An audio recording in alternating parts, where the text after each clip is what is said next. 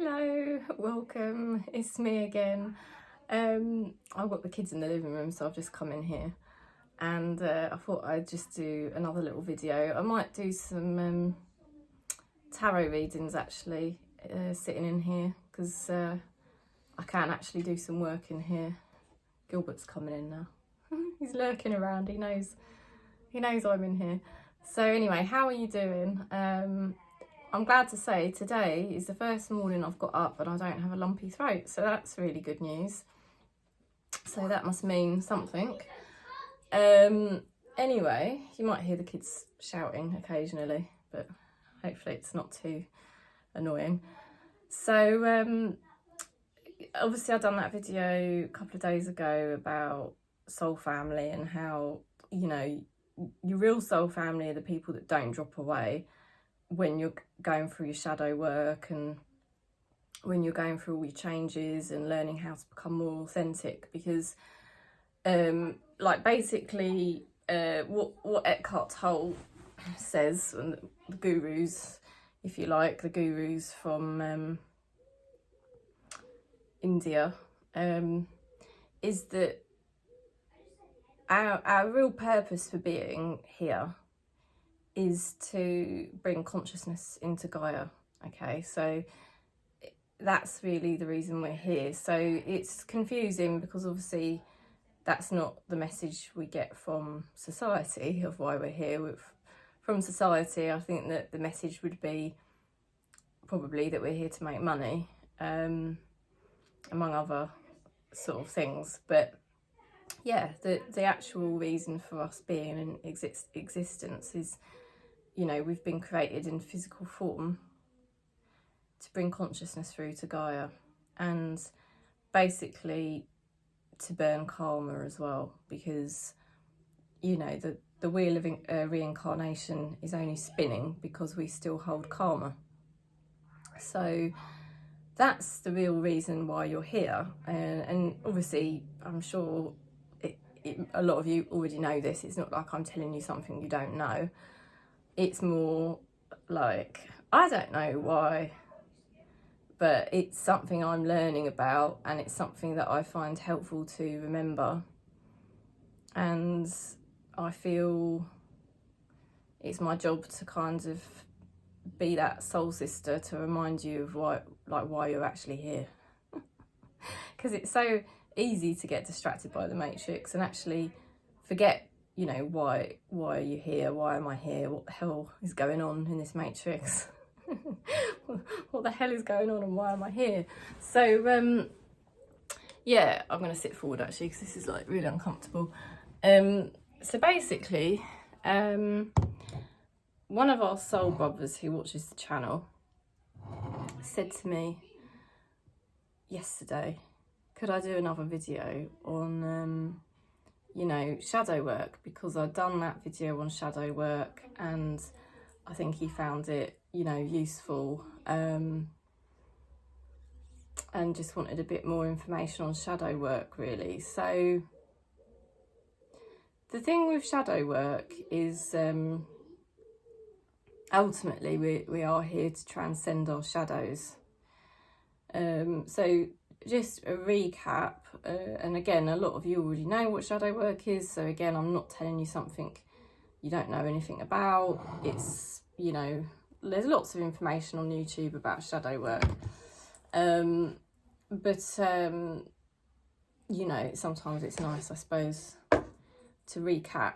And so shadow work, basically you've got the mask that you show the world, and that is your ego really, okay? Your personality is your ego.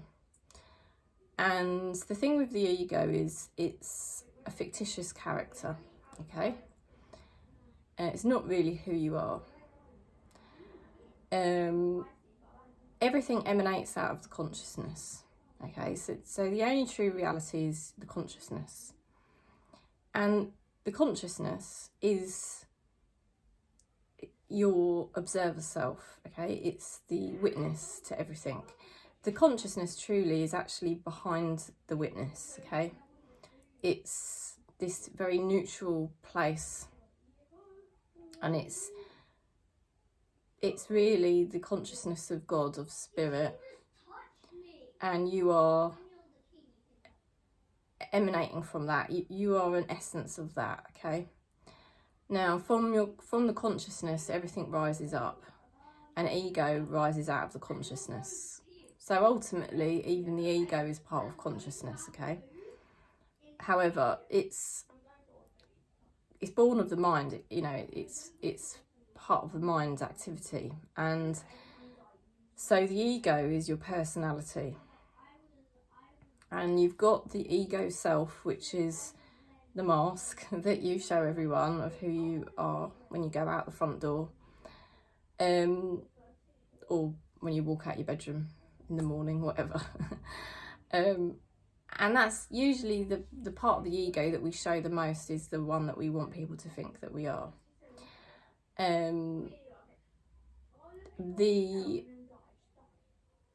thing with the ego is, because it is really not of the true self, it's very fragmented, and there's many aspects to the ego.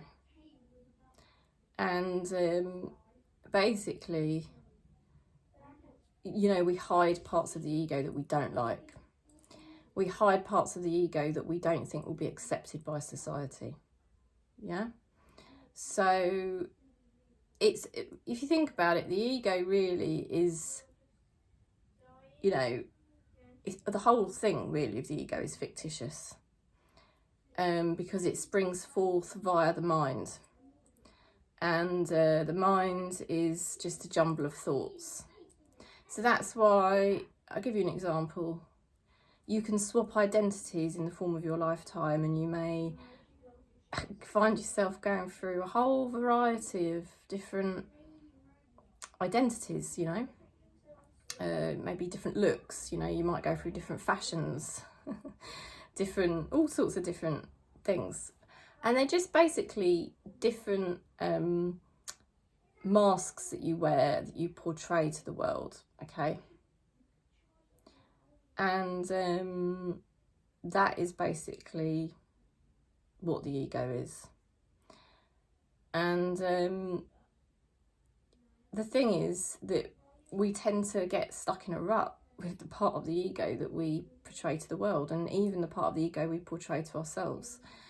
And we then dumb down the parts of the ego we don't like, that we think won't be accepted by society. Sometimes we even forget about those aspects of ourselves. They get so hidden.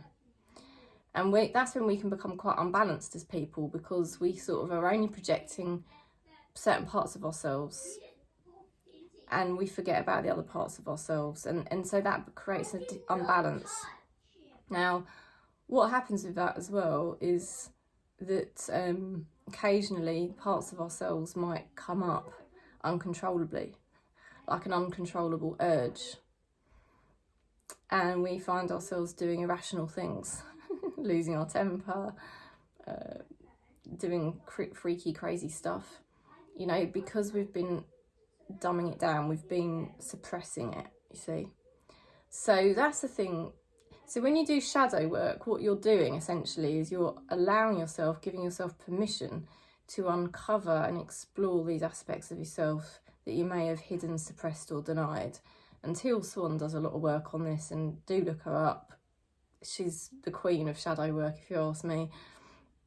I did my shadow work through her work 3 years ago, and it helped me a lot. But the trouble with it is, what you're really doing essentially is you're sort of dabbling in ego, really.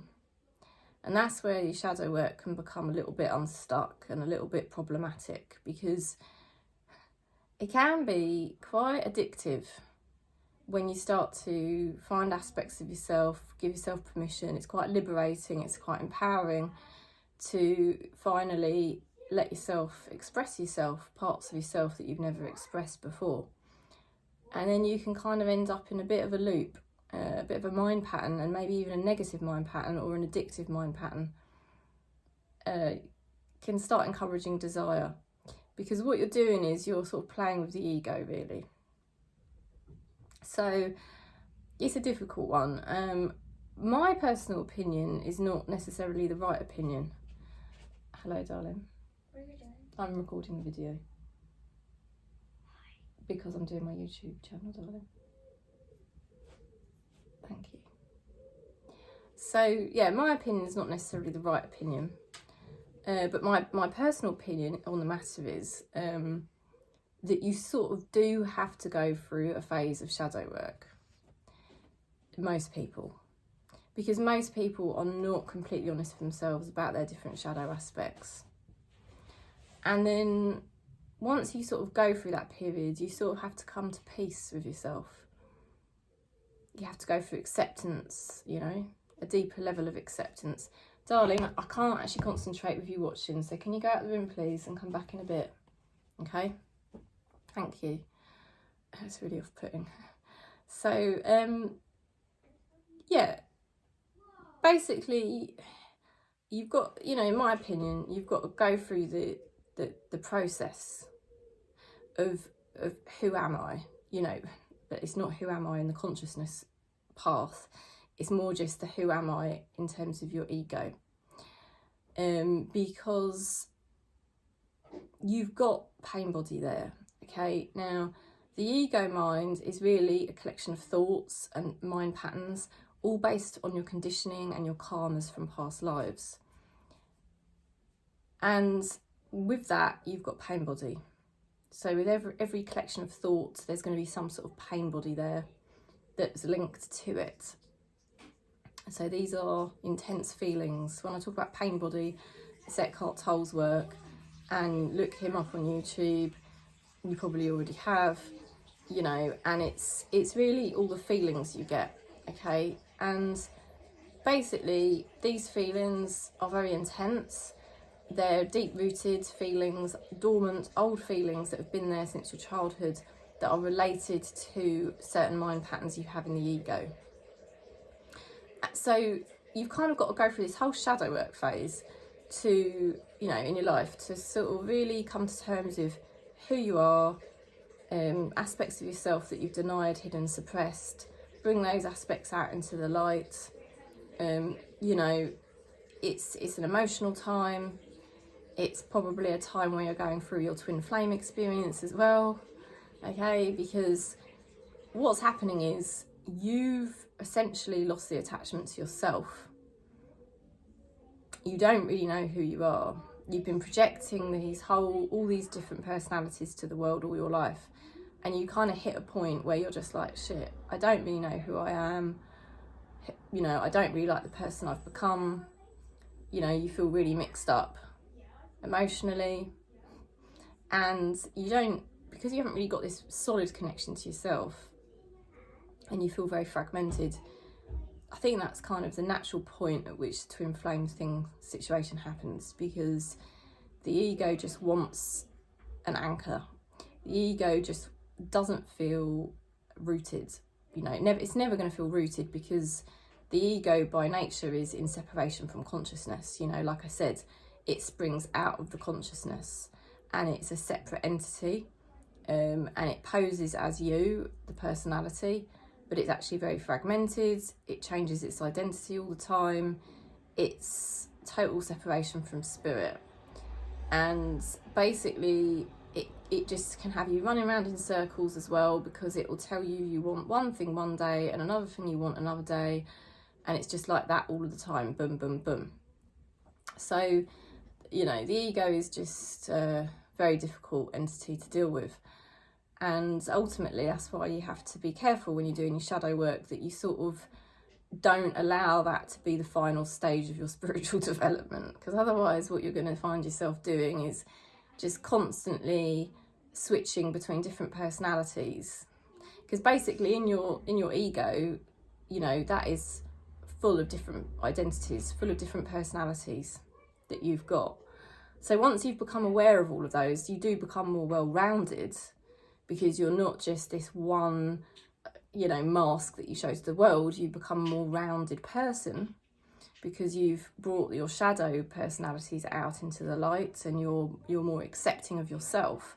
And like I said, you get lots of pain body arise, and then you have this twin flame scenario, because the ego is looking for an anchor. You're so confused about who you are, and all these old dormant feelings coming up, pain body, ego mind activity. You know, the natural thing is to basically find your twin flame at that point, and that twin flame sort of becomes your god, if you like, your addiction, your focal point. And it's hell, because that person doesn't love you, they don't reciprocate in the right way, and it's a very painful experience. But what it does do is it teaches you to awaken your heart. It teaches you that really you've lost the attachment to yourself, spirit within, and that you've got too much of an addiction attachment to somebody else. You also get to play out these different aspects of your personality, your ego, that you had sort of denied and suppressed, and you sort of play those out with your twin flame, you know, because you're probably having a sexual liberation. You sort of like allow yourself to express parts of yourself you never have before with your twin flame. So there's this whole thing, I think, with shadow work and the twin flame, and it all sort of happens around the same time. And that's why it's really important that you don't kind of stop there, because as you can imagine, it's kind of like hell, really. On the one hand, it's a very liberating experience, and it's very enlightening in a way, because you're not living in this denial of this shell of a person you used to be, where you weren't really in touch with yourself at all. The shadow work phase, the twin flame phase, you are sort of a little bit more in touch with yourself. You're allowing yourself to explore who you are. You're allowing yourself to experience different things, but you still haven't really transcended the ego and come back to the self-realization. And you can also be quite unconscious, because when you're looking at the different shadow aspects of who you are in your personality, essentially that is the ego. And when you're in the ego will have you in desire, and you'll be in the pleasure-pain cycle. Okay, so 1 minute you'll be having a really great time, the next minute you'll be in pain again. And that's the nature of the ego, you know, because it's not of the true self. So anything in ego leads you into suffering. It will lead you into desire initially, but desire will always end in suffering. And that's why ultimately we want to transcend the ego and come back to the self. And then we don't need the twin flame anymore. And we don't really need the ego anymore. You know, we start to give less and less attention to the ego and its whims, because every identity you have will have a different set of desires, a different set of addictions, a different set of mind patterns and beliefs. Yeah, it's really crazy.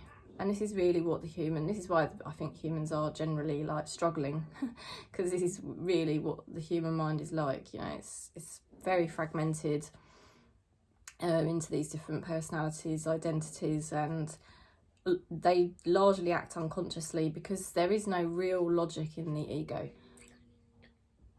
Okay, well, I'm working right now, so yeah. So I mean, I don't know if that helps. I don't want to make this video too long, but it's just a bit more information on the ego, the shadow work. So what happens eventually is you sort of realise that this ego split into these different personalities, these different identities. Okay, I've had fun exploring the wild, crazy Kerry, you know, the sexual Kerry, the you know, the spiritual Kerry, you know, the YouTuber tarot reader Kerry, the mother Kerry, you know, the wife Kerry, the friend, you know, the soul sister Kerry. So you can see all these different personalities, right? But you're sort of running around in circles, you see, and it never ends in peace, and it never ends in happiness, because It's rooted in the ego. All these identities are rooted in the ego, and like I said, they take you in the wrong direction. They take you out into the matrix,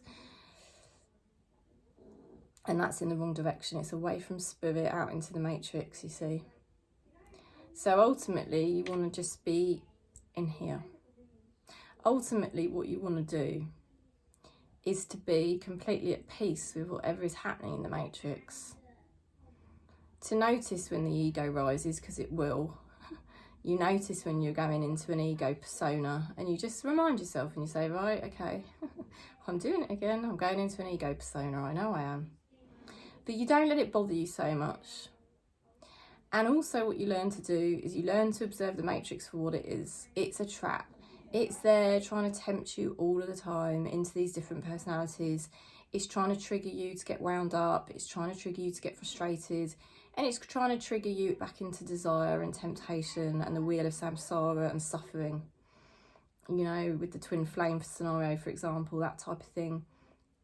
So that you're constantly feeling that there is a better life out there. There's something extra you could have. There's this perfection out there that you could attain. Where all the time, it's not the case. So it's learning how to be comfortable with really not being comfortable, you know, learning how to become comfortable with the fact that this is the nature of the matrix, and it's designed to do this to us. Why? Because it doesn't want us to be conscious. It doesn't want us to transcend the ego, because if we transcend the ego and we transcend the matrix and we learn to be at peace no matter what is going on around us, as you can imagine, there won't be much left in the matrix. There will be less people trapped in samsara because everyone will have transcended it, you see. So that's why the matrix is designed to constantly wind us up, keep us frustrated and keep us locked in desire. So Ramana Maharishi taught, always look within the self and keep that your primary focus. Learn how to become comfortable with the fact that your life is not really how you want it to be, because it's all an illusion anyway. Now, that is a really, really challenging concept to accept on a day-to-day basis, because the conditioning has been so strong, embedded within us for lifetimes, thousands and thousands of lifetimes. We've been conditioned to believe that the matrix is our life and that our happiness comes from the matrix. No, our happiness does not come from the matrix. The matrix, the ego, is one. Self-consciousness is one here. And this is where we need to be, one here inside the self.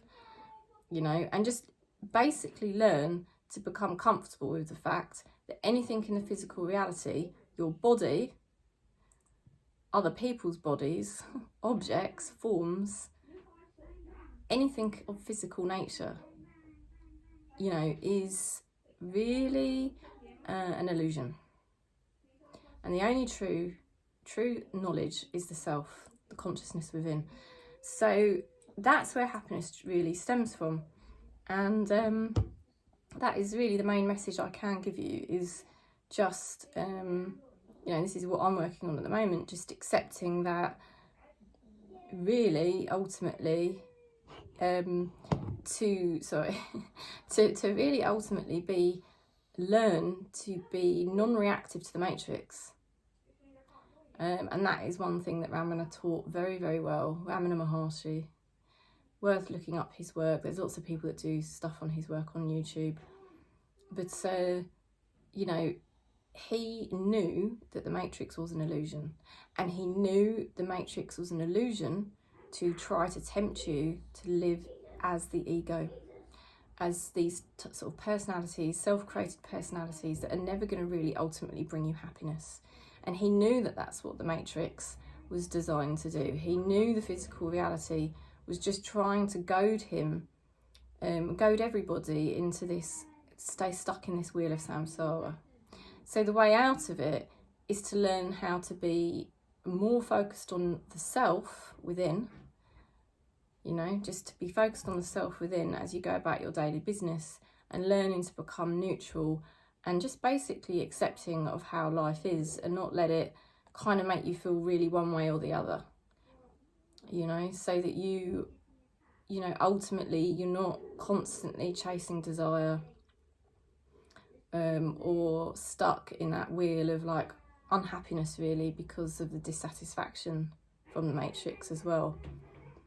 So that's kind of a little bit on I don't know what you want to call it really, what shadow work is, the kind of pain of the twin flame and how that all fits into it, and ultimately transcending it all to just be the true self. Because the only truth is the self, the consciousness, okay? The consciousness that you are, that observer self, that is the emanation from spirit, and that is the only actual eternal truth.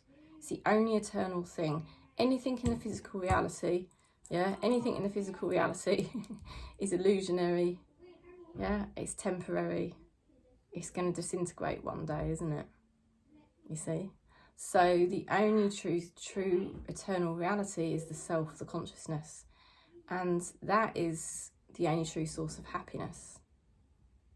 You know, whereas when you go into the matrix, the ego, because everything is temporary, it always leads to suffering, you see. So that's why ultimately, yes, do your shadow work, you learn who you are, you experience different things through the twin flame experience, but ultimately you want to transcend it all and learn to come back to the self and abide as the self, and to just learn to, you know, yes, we have to a certain degree deal with the matrix. It's kind of there, but to be okay with the fact that it's not okay, you know. And that's basically the challenge, that we're all here. Because if we can be okay with whatever the matrix is sending us and just be like, do you know what, I don't really care. It's not perfect, it's not how I want it to be, but I'm just going to show the matrix I don't really care. We can actually be more conscious, you see, because we're not beholden to it anymore, and we're not on that horrible roller coaster of ups and then those horrible downs. You know, and it's hard to stay conscious and bring the consciousness into Gaia when you're so over involved in the matrix and wishing it would give you what you want. It's learning how to come to terms with the fact that the matrix is probably never going to give you what you want, because that's just what it's designed to be like. You know, and once you can be okay with that and be accepting of that, you're just like, oh, okay, I can start to, not overnight, but I can now be at a certain level of consciousness that was higher than I used to be, because I'm not so beholden to the matrix and the ego anymore. So yeah, so that is basically it. Your shadow work to sort of become more rounded and understanding of your ego, but then ultimately transcending it and learning how to step away from the matrix, how to be less reactive to your ego, and to abide more just as the pure self, so that you become more peaceful and you're not so beholden to this matrix. That's it. I'm going to stop there. At least it didn't go over half an hour. Oh dear. Anyway, peace and one love, and hopefully I'll get some cards up. I do want to get my cards up, especially this white cat tarot. I love using it. It's so cute. It's quite cute, but it's also got this lovely border. It's like got a golden border around it, and there's something quite mystical about it, or magical about it. So I'm looking forward to using this tarot. Anyway, peace and one love.